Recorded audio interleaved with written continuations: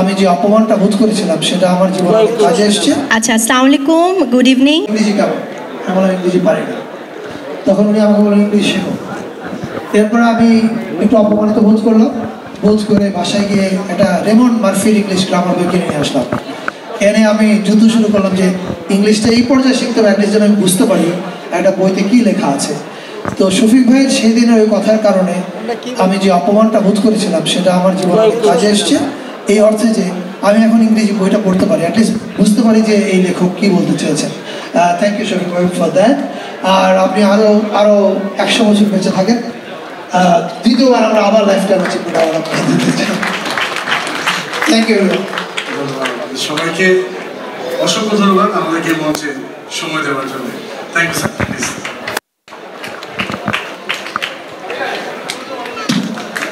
একটা জোরে করতালি চাইছি সবার জন্য।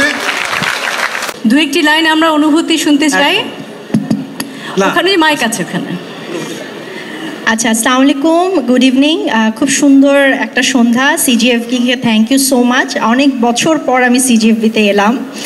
আর সবসময় যেটা বলে থাকি যে আমার সবচাইতে বা আমাদের আর্টিস্টরা যারা আছেন সবচাইতে স্ট্রং পয়েন্ট হচ্ছে আমাদের জার্নালিস্টরা। সো আপনাদেরকে অসংখ্য ধন্যবাদ ফর দ্য ওয়ান্ডারফুল ইভিনিং।